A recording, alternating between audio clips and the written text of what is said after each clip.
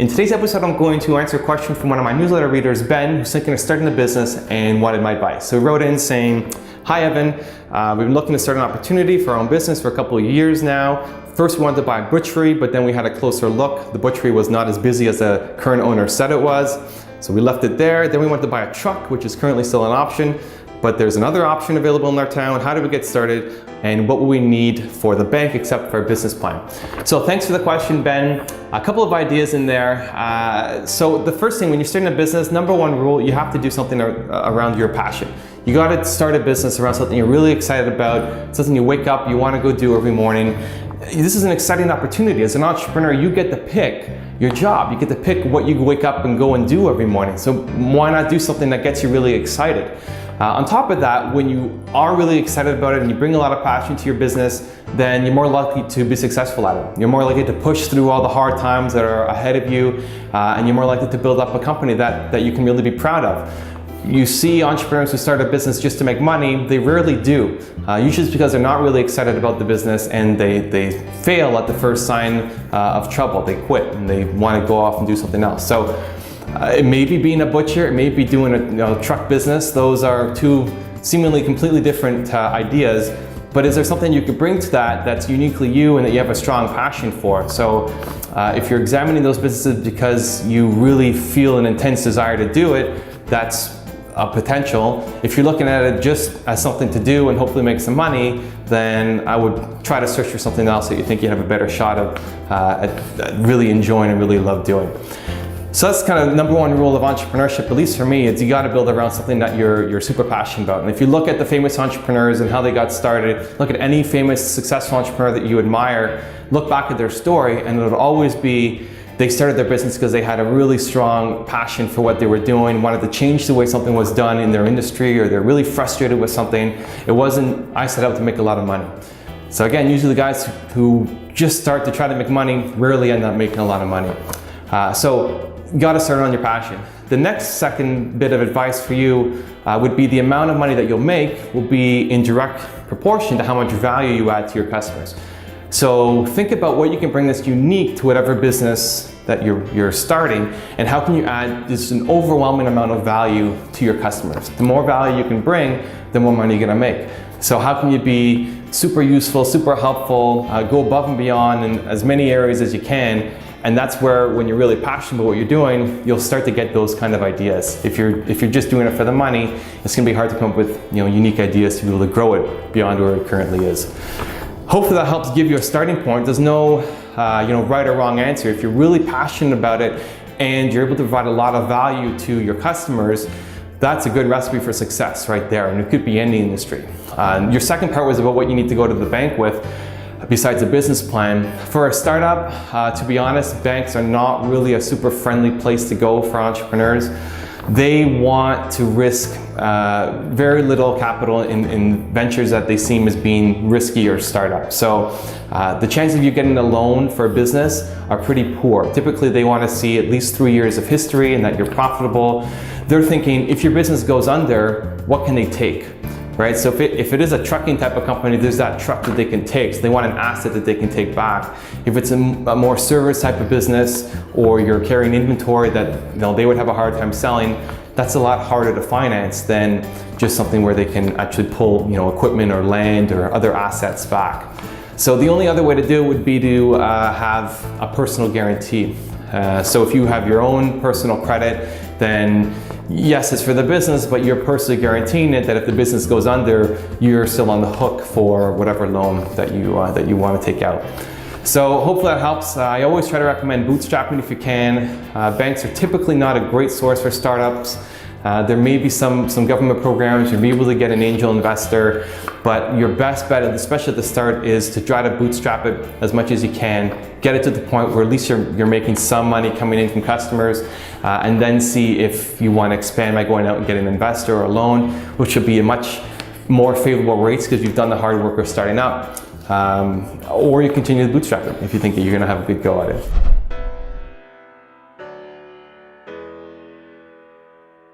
Most people never manifest their ideas because you don't trust your ideas. That bold idea that came to you, that made sense to you in the moment, the next day feels too bold, too crazy, too insane, too not for someone like you. I believe that the decisions that come to you when you're feeling bold are actually the right ones for you, and you have to take immediate action on, because otherwise your head gets in the way and talks you down from doing the things that you should be doing. So right now I'm in the process of looking for a creative director for my business, someone to look at all my content, suggest ways to make it better, to be focused on the branding and opportunities for me. And this was a suggestion from Mark Drager, friend of the channel, longtime personal friend of mine as well. He helped film my very first video. He's the reason why I did Top 10 Moves to Success. Long story with Mark, and he said, Evan, you need a creative director for your business. Creative director or brand manager or CEO, somebody to be in charge of all the creative decisions and getting me out on the stages that I need to be out on. So how do we make these videos better? That's that person's role. And so in my head, when he first said it, I'm a little afraid. I'm scared, like, oh, how do I find this person? I need to vibe well with them. I can't just bring anybody into that role. I'm a pretty weird duck, and so this has to be a good, long-term fit for me. How much is this person gonna cost? How do I fit into my cost structure right now with my business? How are we gonna deal with conflict? So it's all of the negativity, all of the things that are reasons why it's not gonna work. And so instead I need to focus on, this is a bold idea and I need to at least explore it. I need to try it, I need to play it out. Maybe it works, maybe it doesn't. But teaching myself that I do bold things, I do scary things, I do difficult things, and being scared is not a good enough reason for not to take action. And so those ideas that come to you, trust that they came to you for a reason. If it came to you and you're thinking about it and you feel bold, like, man, I would love to go off and do that. The best thing you can do is just start going off and doing that. Because what's gonna happen is you're gonna plan.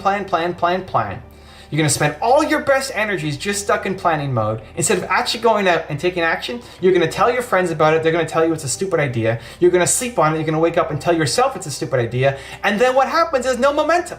The biggest thing that is missing from your life is momentum. Nina's happy. Nina's smiling. She's next to me filming. That's all that's missing. You're a genius. You have great ideas. Genius, amazing ideas. You're just missing momentum.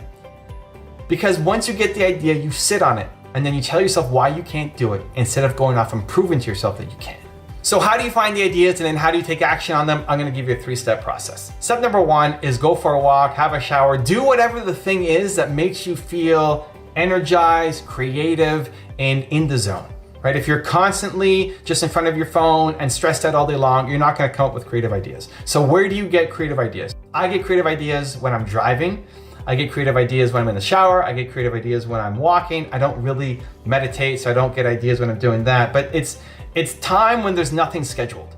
And so do you have enough time during your week or during your day that is open, that you allow yourself to think and be creative? For a lot of people watching this, you probably do. You probably have some moments in your calendar that are dedicated to at least having a shower. Hopefully you have showers on a regular basis, right? So you're coming up with ideas, right? So whatever that thing is that lets you come up with ideas, do more of it, right? If you get great ideas in the shower, maybe instead of a 5-minute shower, you take a 15-minute shower. Maybe you get some more ideas coming to you, right? You wanna spend more time doing the work that generates creativity for you. That's step number 1. Step number 2 is don't judge the ideas that come to you. This is where so many people fall down. You get an idea, and then you judge it and you say, I can't do that, I'm not good enough, I don't have the money, I don't have the connections, I didn't go to school for that, I'm not tall enough, I'm not pretty enough, I'm not smart enough, whatever. People like me don't do this thing. All these ideas why you can't win. You're telling yourself why you can't win before you even started. Don't judge the idea. Trust that the idea came to you for a reason. So if I'm thinking about somebody in the shower, somebody that maybe I met yesterday or somebody that I haven't talked to in 3 years, why am I thinking about that person? I don't know. Boh. Italians have this expression, they go, boh, means I don't know, boh. So I trust that idea came for a reason. That idea is flowing through me for a reason and I gotta do something about it. And so whenever I'm thinking about somebody in the shower, the next thing is I get out of the shower and I'll email that person right away. And I'll always make it awkward and say, hey, I was thinking about you in the shower today, and then tell them what the story was. And it's never backfired on me. It's never backfired on me. Sometimes it leads to some great opportunity and sometimes it goes nowhere. But you get the idea, you do something. Get the idea, you do something. Stop judging the idea. Stop telling yourself why you can't do it. And then step number 3 is take immediate action and build momentum. Again, the biggest thing that you're just missing is momentum. You're a genius, you're an amazing entrepreneur, you've got tons of potential. Sarah Blakely had this idea to create Spanx and it made her a billionaire when everybody thought she was crazy, right? I'm sure you have ideas like that too. What's the difference between you and her? Momentum. She did more. She started. She took the no. She took the rejection. She took the fears and she said, I'm going to give it my shot. You need to build immediate momentum. As soon as you get that idea, whether it's in the shower, on the walk, on the drive, whatever it is, as soon as you get that, you're not allowed to leave that moment of courage, that moment of boldness, that moment of feeling unstoppable, that moment of like, I can do this. When you're feeling that moment, you're not allowed to leave it without having done something. Immediate action every single time. And sometimes that leads to something great, and maybe the momentum falls off the next day, that's okay. But in the moment, you have to take immediate action. No more excuses. Stop letting yourself off the hook. Stop telling yourself that you suck and you can't do it, and go show yourself that you can. If you want my best advice on how you can start on YouTube, check out the video right there next to me. I think you'll enjoy it. Continue to believe. I'll see you there.